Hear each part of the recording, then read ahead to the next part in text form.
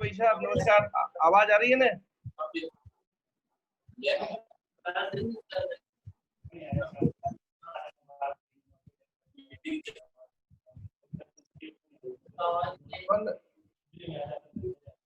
गंगा विष्णु जी, हाँ भाई साहब, प्रारंभ करते हैं बैठक। 2 मिनट भाई साहब, कुछ लोग जुड़ रहे हैं।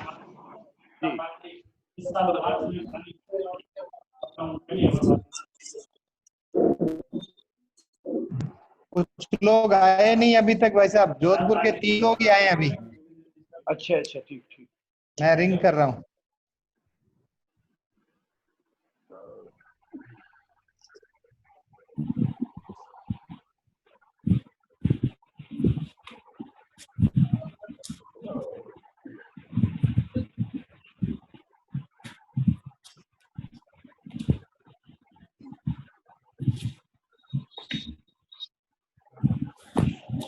ब्रह्मा जी राकेश जी, नमस्कार। राकेश जी, जी भाई साहब, जी भाई साहब। मैंने कहा आप लोग क्या इस ऐसी बैठकों में वंदना नहीं करते क्या? वंदना करते हैं ना, वैसे करते हैं। तो फिर वंदना करवाइए ना, जो जुड़ने वाले हैं वो जुड़ जाएंगे। वंदना में 2-3 मिनट लगेंगे। जी जी कराते भाई साहब, प्रारंभ करते जी। हैं। हाँ, रामानुज सभी को आप वंदना वंदना करवाइए, जो भी वंदना करवाने वाला है, जी जी ताकि जुड़ने वाले जुड़ते रहेंगे। जी जी जी भाई साहब। हाँ, महेंद्र महेंद्र सिंह जी जुड़े हुए हैं चित्तौड़ प्रांत से। महेंद्र जी, महेंद्र जी,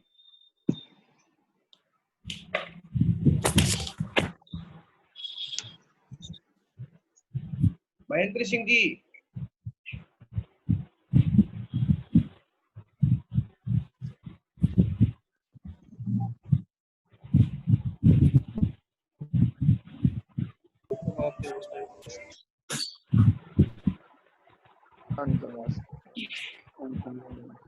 अपने विद्या भारती राजस्थान क्षेत्र की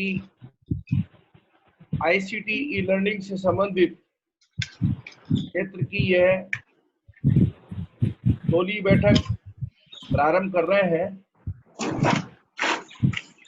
सबसे पहले वंदना के लिए मैं आमंत्रित करूंगा श्री महेंद्र सिंह जी सिसोदिया, चित्तौड़ प्रांत के प्रशिक्षण प्रमुख। उनसे निवेदन वंदना कराएं और उसके बाद हम बैठक की आगे की कार्रवाई प्रारंभ करें। महेंद्र जी सिसोदिया।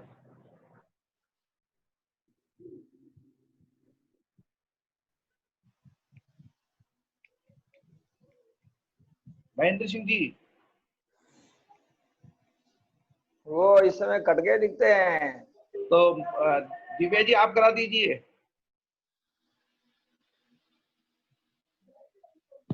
दिव्या जी,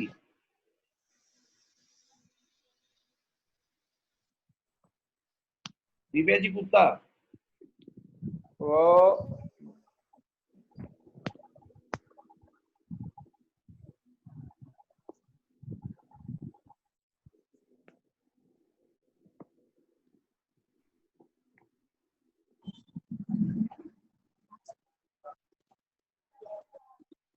ऐसा लगता है कि वंदना करवाने की स्थिति में है कि नहीं है वो?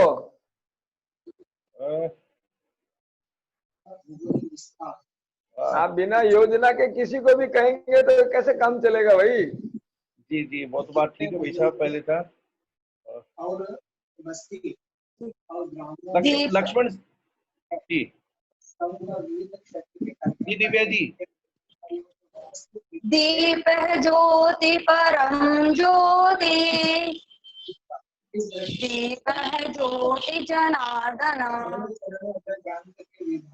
Hello hello, is am Audible?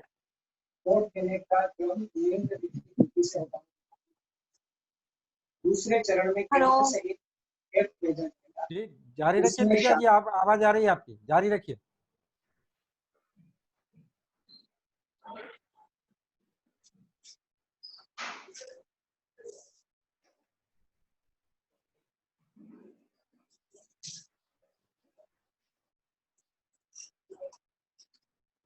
दीप है ज्योति परम ज्योति, दीप है ज्योति जनार्दन, दीपो हरतु मे पापम, दीप है ज्योति नमस्तुते, शुभम करोतु कल्याणम आरोग्य के अंतर्गत वर्चुअल क्लासेज की दृष्टि से अपने यहाँ प्रांत अनुसार 2 बार प्रशिक्षण हो चुके हैं और एक अच्छी बात है, प्रसन्नता की बात है कि तीनों प्रांतों में बहुत अच्छी संख्या में वर्चुअल क्लास के अंतर्गत वीडियोज, पीडीएफ, पीपीटी का निर्माण हो रहा है और हमारे भैया बहनों तक ये कंटेंट्स पहुंच रहे हैं। पिछले माह में जब विद्या भारती कंटेंट्स के संबंध में राष्ट्रीय प्रशिक्षण टोली की बैठक हुई थी और उसमें यह विषय निकल करके आया कि प्रांत स्तर पर एक टीम होनी चाहिए जो गुणवत्ता, सामग्री प्रेषण, पाठ्यक्रम नियोजन और पाठ्यक्रम का समय नियोजन, ये सब वो देखें और जो कंटेंट्स जो तैयार किए जाते हैं उनकी गुणवत्ता के संबंध में भी विचार करें और मूल्यांकन करें। और प्रांत स्तर पर ये जो टीम है जिसकी आज बैठक है, इसमें आईसीटी से संबंधित तथा ऐसे विषयों के विशेषज्ञ, प्राथमिक, उच्च प्राथमिक, माध्यमिक, उच्च माध्यमिक और प्रांत के प्रशिक्षण और प्रांत के निरीक्षक, इस प्रकार से विचार किया था कि प्रत्येक प्रांत से 8 से 10 कार्यकर्ता इसमें हो और वह इसको ठीक प्रकार से इसका समन्वय करते हुए, इसका नियोजन करते हुए और एक समयबद्ध तरीके से पाठ्यक्रम हम हमारे भैया बहनों तक प्रेषित करें और साथ में एक दूसरे प्रांत भी इसमें साझा करते हुए इस काम को आगे बढ़ाएं। इस दृष्टि से आज की ये बैठक है।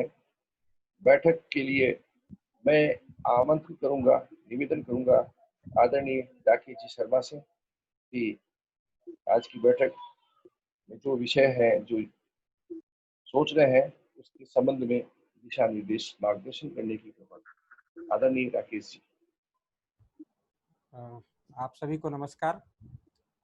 आदरणीय शिव प्रसाद जी भाई साहब भी हम लोगों के बीच में बैठे हुए हैं, उनको भी प्रणाम करता हूँ। बाकी प्रांत की टोली है यह, तीनों प्रांतों की, और ये कंटेंट हम जो बना रहे हैं और लगभग उनके जो प्रशिक्षण हुए हैं उसका अनुवर्ती प्रयास क्या हो रहा है उसके संबंध में राम मनोहर जी सबसे बातचीत हुई थी कि अनुवर्ती प्रयास और उसके पीछे लगातार हमें लगना पड़ेगा। हमारे अपने आचार्यों के समक्ष ये बार बार विषय जताना पड़ेगा कि कैसे जो है हम इस कंटेंट को जनरेट करते जाएं और कहीं कहीं कोई समस्या आती है तो उसमें से निदान करते जाएं और इसका प्रांत स्तर पर कोई ना कोई एक टीम और कोई ना कोई एक ऐसी टोली बन जाए जो इसकी निगरानी करती रहे और लगातार उनका प्रशिक्षण करता रहे।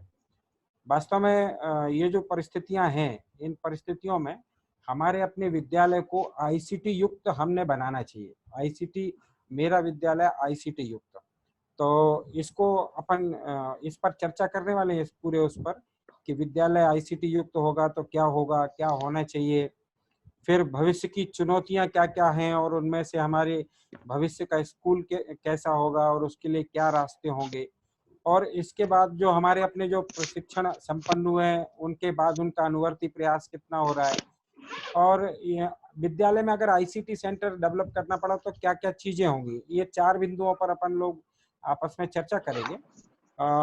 इसके अलावा कुछ करणीय काम क्या क्या हो सकते हैं, उन विषयों पर अपन यहाँ लगभग 1 घंटे तक आपस में चर्चा करने के बाद इससे कुछ रास्ता निकालेंगे।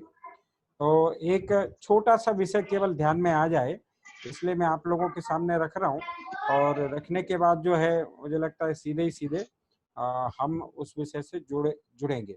एक थोड़ी सी एक स्लाइड हम देखेंगे, उसके बाद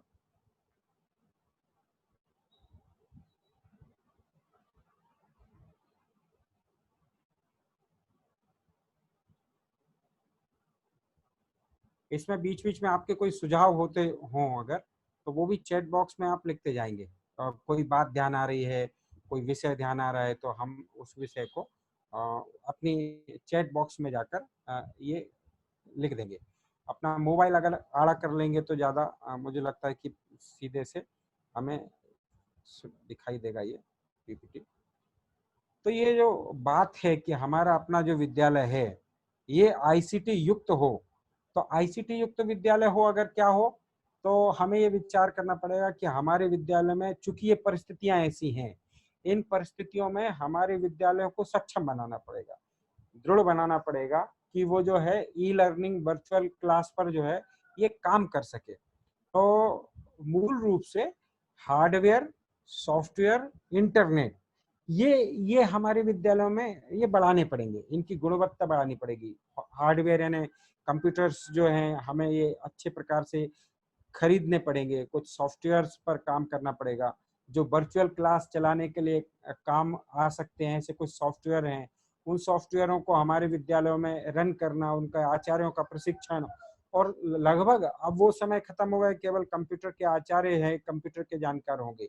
अब तो हमारी जो पूरी टीम है आचार्यों की, वो सारी टीम जो है इन सॉफ्टवेयर का संचालन कर सके, आईसीटी फ्रेंडली हो सके, उस पर हमने काम करना पड़ेगा। हमारे विद्यालयों में इंटरनेट की व्यवस्थाएं ये विकसित करनी पड़ेंगी जिससे कि हम वर्चुअल क्लासेस का संचालन कर सकें। क्योंकि अभी देखिए अभी अनलॉक 2 का आज वो आए हैं नियमावली, तो उसमें भी ये ध्यान आ गया कि अनलॉक 2 में भी जो है ये 31 जुलाई तक तो विद्यालय कम से कम ये खुलने वाले नहीं है, और ये लंबा भी जा सकता है ये समय। तो इसलिए हमारे अपने आचार्यों की जो स्थितियां हैं वो इस प्रकार से कि कंटेंट बनाएं और बालकों तक वर्चुअल क्लास के माध्यम से हम लोग सामग्री पहुंचाएं। क्लाउड कंप्यूटिंग और डाटा पर भी हमें काम करना पड़ेगा। डाटा स्टोरेज कहाँ करेंगे, उसकी सुरक्षा कैसी होगी, उसका संप्रेषण बालकों को तक कैसे करेंगे, तो इसमें क्लाउड पर और डाटा प्रिजर्वेशन पर, इन दोनों पर हमने काम करना पड़ेगा। इसके बाद हमने कम्युनिकेशन पर काम करना पड़ेगा। कम्युनिकेशन और ट्रांजैक्शन इनका जो है ये बेस बना जाए, तो इन सब बातों पर काम करते हुए ये हमारे आईसीटी के कंपाउंड हैं, इन पर हमें काम करना पड़ेगा। दूसरी महत्वपूर्ण बात यह है कि आचार्य जो है वो आईसीटी का जानकार हो। कम से कम अभी कुछ जगह अच्छा प्रयास हुआ है, बूंदी और बारां जिला और चित्तौड़ और प्रतापगढ़ जिला, ये 4 जिले राजस्थान में ऐसे हैं जिन्होंने अपने सारे के सारे आचार्यों का ये आईसीटी प्रशिक्षण कराया है। और मैं भी उनमें 3-3 दिन था और काफी अच्छा। तो इससे हर आचार्य जो है ये कंप्यूटर का, आईसीटी का जानकार हो जाए और सामग्री निर्माण में एक अलग भूमिका वह निर्वाह कर सके। और साथ में तो इसलिए सभी आचार्य जो हैं हमारे ये कंप्यूटर के जानकार ये बनाने पड़ेंगे। इसलिए उस प्रकार के प्रशिक्षण हमने अपने प्रशिक्षण में ये भाग ये विकसित करना पड़ेगा। आचार्य जो है पीपीटी, पीडीएफ और वीडियो आदि बनाने में सक्षम हो सके, इसलिए उस प्रकार के टूल्स जो हैं मोबाइल के माध्यम से अथवा लैपटॉप के माध्यम से अथवा डेस्कटॉप के माध्यम से वो कर सकें कि वो पीपीटी, पीडीएफ, वीडियो आदि बना सकें। तीसरी महत्वपूर्ण बात है कि आईसीटी एट स्कूल के माध्यम से वीडियो निर्माण का प्रशिक्षण हमारे यहाँ ये बढ़ाना पड़ेगा कि कैसे हम जो है और उसके लिए क्या क्या संसाधन विद्यालयों में विकसित किए जा सकते हैं, उस पर हमने फोकस करना पड़ेगा। और उनके और बहुत ज्यादा खर्चीले ना हो बल्कि कम खर्चे में अधिक संसाधन हम विकसित कर सकें और अधिक सामग्री बना सकें, इस प्रकार का प्रशिक्षण हमें करना पड़ेगा। मोबाइल को भी जो है एक टूल्स के रूप में, हमारे टूल्स के रूप में ये इस्तेमाल कर सकें, हम वो विचार करें। कमलेंद्र जी अपना ऑडियो बंद कर दीजिए। हाँ, तो हमने मोबाइल को जो है अपना आईसीटी का टूल्स बनाने में हम ये सक्षम हो सके, इस पर हमने विचार करना पड़ेगा। फिर कुछ चुनौतियां हैं हमारे सामने। अभी जो वर्तमान में ये कोविड के कारण बहुत सारी चुनौतियां हमारे सामने आई हुई हैं, विशेषकर जो है एंगेजमेंट है। एंगेजमेंट, हम कैसे एंगेज रखें अपने विद्यार्थियों को, इस पर हमें फोकस करना पड़ेगा कि कैसे हम वर्चुअल क्लास के माध्यम से, ऑनलाइन क्लास के माध्यम से बालकों को एंगेज रख सकें, उनका अधिगम करा सकें, उनकी लर्निंग करा सकें, उस पर हमें ध्यान रखना पड़ेगा। फिर बाद में सिलेबस के ऊपर भी हमने, हो सकता है कि हमें सिलेबस के लिए जो है कम समय मिले, अपने पाठ्यक्रम को पूरा कराने में कम समय मिले, तो उसको भी हमने कहीं ना कहीं जो नए प्रकार से डिजाइन करना पड़ेगा। इसके अलावा फीस कलेक्शन एक बड़ी चुनौती हमारे सामने आने वाली, तो फीस कलेक्शन के लिए भी हमने कोई ना कोई एक पैटर्न विकसित करना पड़ेगा। फीस कलेक्शन के लिए हमने डिजिटल फॉर्मेट के साथ साथ आचार्यों, प्रधान, हमने अभिभावकों का प्रबोधन ये विकसित करना पड़ेगा।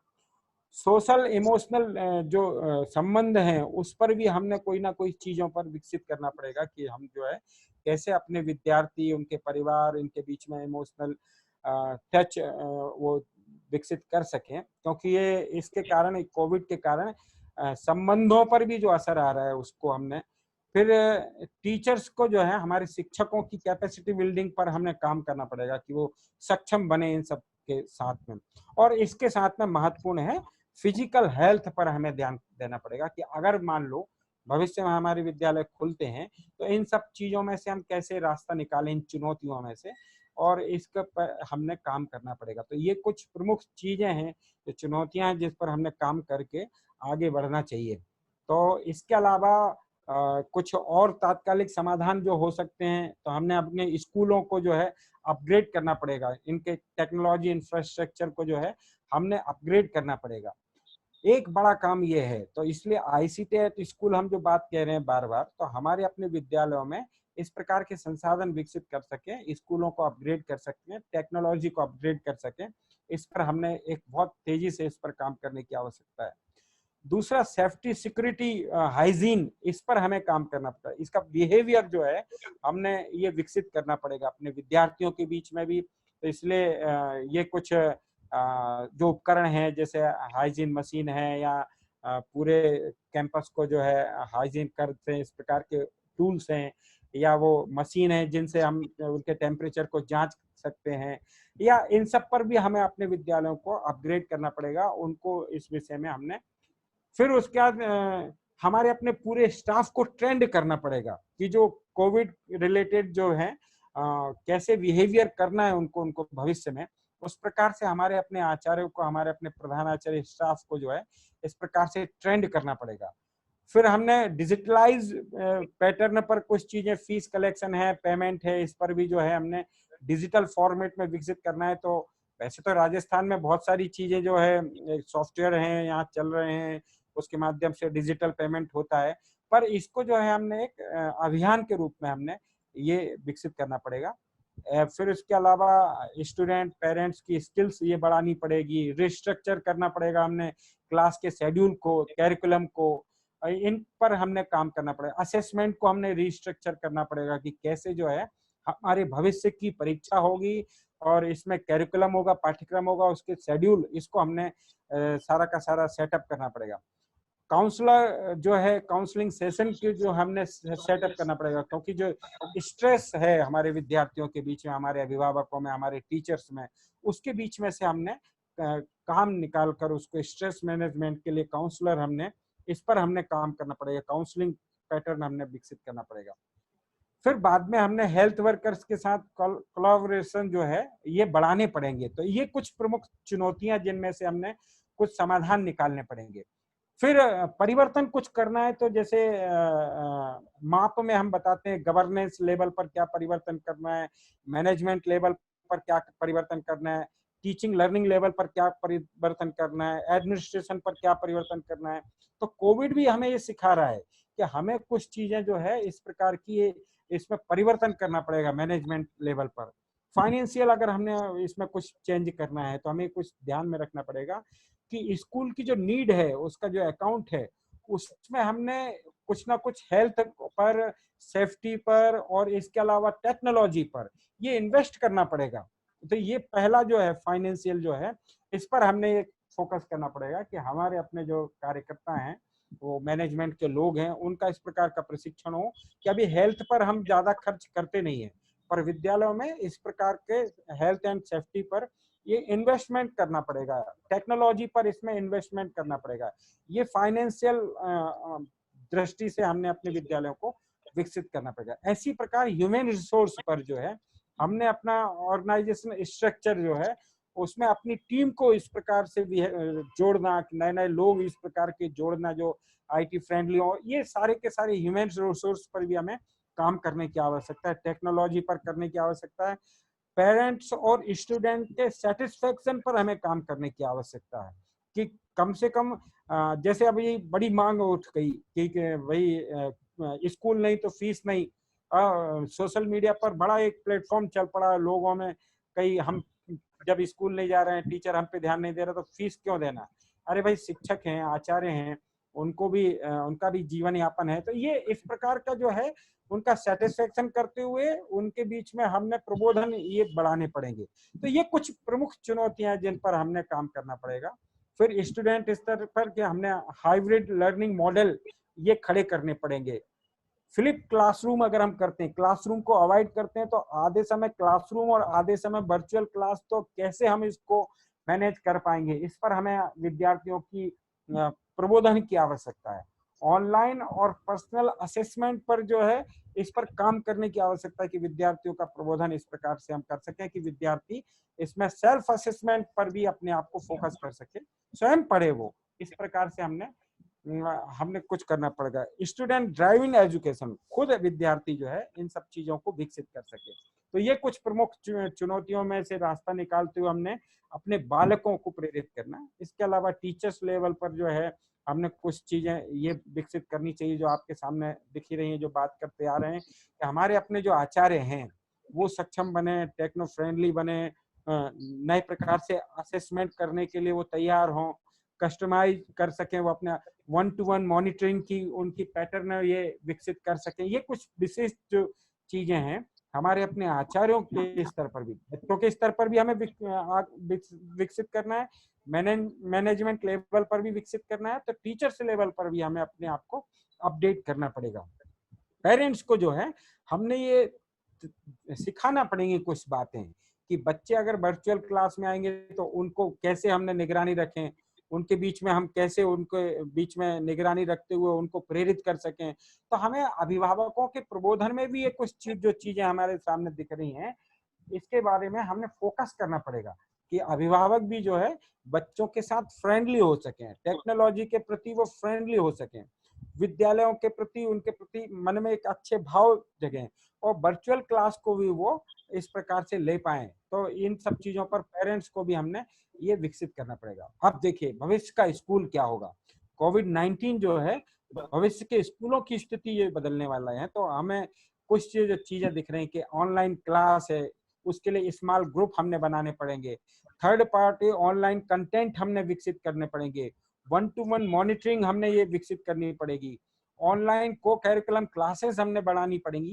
ये जो भविष्य के स्कूल हमारे सामने आ रहे हैं, ये जो चुनौतियां आ रही हैं, चुनौतियों के बीच में स्कूलों के पैटर्न बदलेंगे, तो हमारे अपने कार्यकर्ताओं की स्थिति कैसी है उस दिशा में, तो उस पर हमने ये फोकस करते हुए इसको हमने समझकर हमारे विद्यालयों को अभी से तैयार करना इन दिशा में। मुझे लगता है कि ये सारी चीजें समझते हुए, इसमें कोई शब्द ऐसा नहीं है जो आपको ध्यान में नहीं आ रहा है कि ऑनलाइन क्लब है, ईसीएस है, वर्चुअल असेंबली है, ये सारी की सारी चीजें जो है हमने ये विकसित करनी पड़ेंगी। मुझे लगता है कि इन सब के बाद में हमारे जो लगातार प्रबोधन में ये जो विषय हम ई कंटेंट प्रशिक्षण में कहते आ रहे हैं कि ई लर्निंग का कंसेप्ट हमारे सभी आचार्यों को ध्यान में आ जाए, उसकी व्यवस्था अभी से हमने विकसित करनी पड़ेगी। राजस्थान क्षेत्र के समस्त आचार्य ई लर्निंग के कंसेप्ट को समझ जाएं, वर्चुअल क्लास के कंसेप्ट को। ये जरूर है, हमारे अखिल भारतीय अधिकारी सब ये कह रहे हैं कि वर्चुअल क्लास ये स्थायी समाधान नहीं है, ये तात्कालिक समाधान हो सकता है, पर फिर भी हमारे आचार्य जो हैं इन चीजों में से रास्ता निकालकर कुछ प्रशिक्षण ये कर पाए। इसके अलावा ई लर्निंग की जो डिजाइन कैसे करेंगे, उसके लिए क्या क्या टूल्स होंगे, उसके लिए प्रेजेंटेशन ग्राफिक्स टूल्स क्या क्या होंगे, ग्राफिक्स एनिमेशन क्या होंगे, ऑनलाइन वीडियो निर्माण करेंगे तो उसके क्या पैटर्न होंगे, क्या सावधानियां रखना पड़ेंगी, सर्वेक्षण या क्विज या परीक्षा ऑनलाइन हम करेंगे तो उसके लिए माध्यम क्या होगा, उसकी क्या सावधानियां रखेंगी, ये सारी चीजों पर हमने अपने आचार्यों का प्रबोधन लगातार बढ़ाना पड़ेगा। और आखिरी बात जो है, प्रांत स्तर पर इस काम के लिए हमने एक मॉनिटरिंग सेल बनानी पड़ेगी। जो वर्चुअल क्लास चला रहे हैं, ई कंटेंट डेवलप कर रहे हैं, उनकी क्वालिटी, उसमें कहीं कोई विद्या भारती की जो इमेज है उसको कहीं धक्का ना पहुंचे, इसलिए ई कंटेंट कैसा बन रहा है, समाज में कैसा जा रहा है, उसको हमने लगातार उसकी निगरानी ये करते जाएं। तो इसके लिए प्रांत स्तर पर एक टीम हो जो इसको प्रोजेक्ट कार्य के रूप में इसको देखे। महत्वपूर्ण बात जो है, हमारे प्रत्येक आचार्य को जो है इतनी एप्लीकेशंस का ये अध्ययन कराना ही पड़ेगा सबको। 1 to 1 एक एक आचार्य को हमने ये बताना पड़ेगा। ये प्रमुख टूल हैं, इन टूल के माध्यम से आप अपने मोबाइल के माध्यम से ही ई कंटेंट बना सकते हैं, पीपीटी बना सकते हैं, पीडीएफ बना सकते हैं, वीडियो बना सकते हैं। इसलिए इतने प्रकार की जो एप्लीकेशंस हैं, प्रत्येक आचार्य जो है इसमें पारंगत हो, इस पर हमने फोकस करना पड़ेगा। गूगल डॉक पीडीएफ बनाने के लिए, गूगल शीट एक्सेल फाइल में बच्चों के सीटें बनाने के लिए, गूगल पीपीटी ये प्रेजेंटेशन बनाने के लिए, गूगल स्लाइड, गूगल ड्राइव में ये स्टोर करने के लिए, और गूगल ट्रांसलेटर में जो है टेक्स्ट को जो है बनाने के लिए, गूगल क्लासरूम बच्चों के बीच में सामग्री डिस्ट्रीब्यूट करने के लिए, स्क्रीन रिकॉर्डर जो है हम स्क्रीन रिकॉर्डर के माध्यम से वीडियो बनाने के लिए, कैम स्कैनर इसको नहीं बोलेंगे अपन, आज से ये बैन हो गया है। हमारे गंगा विष्णु जी ने भी मैसेज लिख दिया है कि आज से बैन है। तो इसकी जगह हमने कुछ कल सारे कंटेंट पर हमने सबको डाले हुए हैं, कुछ 3-4 एप्लीकेशन और डाली हैं, एडोब की डाली हैं, तो उस पर हमने काम करना पड़ेगा। पीडीएफ व्यूअर है, काइन मास्टर है, मूवी मेकर है और साउंड रिकॉर्डर है। इतनी एप्लीकेशंस का अभ्यास हमारे सभी प्रकार से आचार्यों को हो सके। महत्वपूर्ण बात है ये जो सामग्री बन रही है, अब ये प्रांत स्तर पर हमने विचार करना पड़ेगा कि इसको रखेंगे कहाँ, इसको हम कैसे रखेंगे और किस मॉडल में रखेंगे। तो इसके लिए गूगल ड्राइव का अगर हम उपयोग कर लेते हैं, गूगल ड्राइव के माध्यम से हमारे अपने विद्यालयों में हर प्रधानाचार्य के पास गूगल ड्राइव में ये फोल्डर बने हों और वो फोल्डर के पूरे शेयर हो जाए प्रांत स्तर पर, प्रांत स्तर यहाँ निगरानी कर सके और उसको डिस्ट्रीब्यूट कर सके पूरे प्रांत में। तो गूगल ड्राइव एक बड़ा अच्छा माध्यम है। और हाँ, डॉक स्कैनर यूज कर सकते हैं, बिल्कुल विक्रम शर्मा जी, बहुत बढ़िया। सामग्री का वितरण जो है गूगल क्लासरूम में हम कर सकते हैं, इसलिए गूगल क्लासरूम का संचालन प्रांत स्तर पर अब बढ़ाना पड़ेगा। विद्या भारती ई पाठशाला अभी 4 सालों से अखिल भारतीय स्तर पर चल रही है। इस समय इस बार आग्रह किया है कि प्रांत स्तर पर गूगल क्लासरूम एक खड़ी हो, क्योंकि हर प्रांतों के जो पाठ्यक्रम है वो अलग अलग हैं, सिलेबस अलग अलग हैं।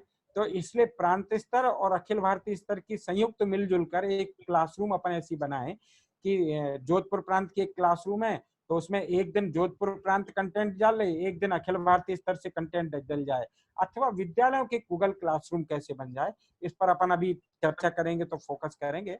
और गूगल फॉर्म के माध्यम से हम अपनी फीडबैक और परीक्षा कैसे ले सकें, और भी कई एप्लीकेशन है, कई वेबसाइट है जिसमें हम ऑनलाइन परीक्षा ले सकते हैं, उनका भी हमें अभ्यास होना चाहिए।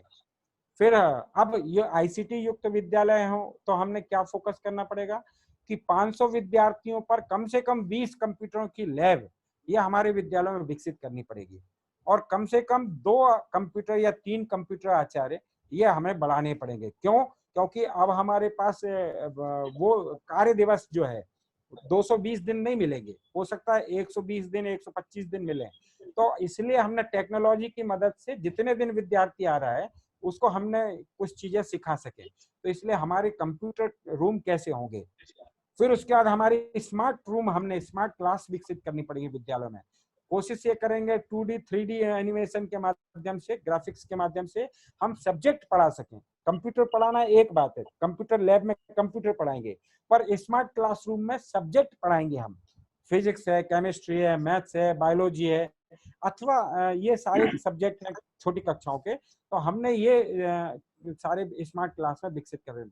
जेपी शर्मा जी सब आप अपना म्यूट कर लीजिए, जेपी शर्मा जी म्यूट कर लीजिए। फिर स्मार्ट क्लास जो है हमने कम से कम 4-5 क्लासरूम स्मार्ट हमने हर विद्यालय में बनाने पड़ेंगे प्राथमिक कक्षाओं के लिए, इसको हमने फोकस करना पड़ेगा। ये करने के काम है जो हमें अपने प्रांतों पर हमने फोकस करके विद्यालयों में क्रियान्वयन कराने हैं। और फिर उसके बाद हमारे शिशु वाटिका की जो शिशु कक्षा यानी पूर्वार्ध, उत्तरार्ध, कक्षा 1, कक्षा 2, ये जो शिशु कक्षाएं हैं, इसमें भी हमने हर विद्यालय में एक मल्टीमीडिया रूम बनाना पड़ेगा विद्यार्थियों के लिए, जिसमें हम उनको फनी मेथड से हम उनके विषयों को बहुत अच्छे से पढ़ा सकें, जिसमें उनके आवाज, मस्तिष्क, ऑडियो, विजुअल, इन सब माध्यम से विद्यार्थी ये पढ़ाई कर सके। तो स्मार्ट क्लास, कंप्यूटर लैब और मल्टीमीडिया कक्ष ये हमें विकसित करने पड़ेंगे। इसके अलावा प्राथमिक कक्षाओं में कंप्यूटर की कक्षा के अलावा विषयों की पढ़ाई के लिए स्मार्ट रूम हो, प्रारंभिक कंप्यूटर शिक्षा का ज्ञान हो, प्रेरक वीडियो के माध्यम से हम संस्कार देने का काम ये कर सकें, ये हमने फोकस करना पड़ेगा। फिर इसके अलावा माध्यमिक कक्षाओं में जो है हमने स्मार्ट क्लास की व्यवस्था करनी पड़ेगी। नई तकनीक के माध्यम से जो है हम अलग अलग विषयों को पढ़ा सकें। माध्यमिक कक्षाओं में भी क्लासरूम हो और उच्च कक्षाओं में स्मार्ट क्लास के साथ साथ इंटरनेट भी हमने प्रोवाइड करना पड़ेगा विद्यार्थियों के लिए, कि वो अपने कंटेंट को जान सके और नए नए प्रकार की अवधारणाएं वो जान सके, वेबसाइट के माध्यम से सामग्री ये खोज सके और अपने ज्ञान वृद्धि को ये बढ़ा सके। ठीक है।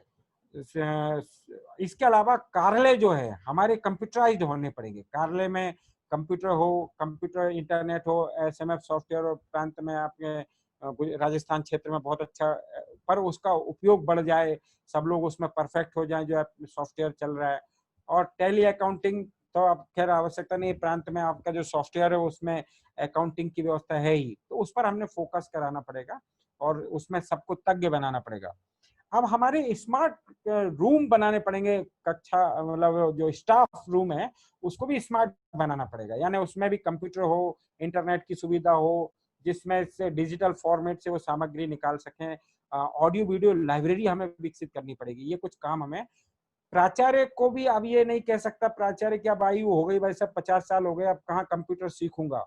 हर प्राचार्य कंप्यूटर की बेसिक जानकारी से अब परफेक्ट होगा और इसलिए कंप्यूटर जो है प्रधानाचार्य की टेबल पर होगा इंटरनेट युक्त, वो खुद सारी की सारी चीजों में अवेयर हो सके। इस पर हमने प्रधानाचार्यों को प्रशिक्षण देना पड़ेगा, पत्र व्यवहार वो कर सके। ये कुछ अलग अलग प्रकार के कंप्यूटर मॉडल, ये लैब मैंने आपको दिखा रहा हूँ, इस प्रकार की अच्छी सुंदर सी लैब हमारे हो।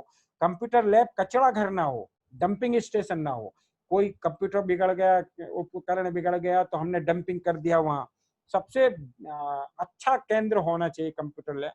कंप्यूटर लैब में कोई अतिथि आए तो हमने पलंग डालकर सुला दिया, खैर हो सकता है कि एक आध जगह करना पड़े, पर उसके बाद भी कंप्यूटर लैब जो है शयन कक्ष ना बन जाए, उसको हमने टेक्नोलॉजी का हमने उसको फ्रेंडली हमने बनाना पड़ेगा। अक्सर जो है हम लोगों के निवास जो है कंप्यूटर लैब में ही हो जाते हैं और मुझे तो इतना डर लगता है कंप्यूटर लैब में तो सॉफ्टवेयर निकल कर मुझे रात में कहीं डराना दे, तो हमें इस पर बचना पड़ेगा। कुछ कंप्यूटर की पुस्तकें बनानी पड़ेंगी, पाठ्यक्रम बनाने पड़ेंगे और उस पर काम करना पड़ेगा। प्रांत में वैसे चल रहे हैं, पाठ्यक्रम भी है, पुस्तकें भी है, मैंने पता किया, तो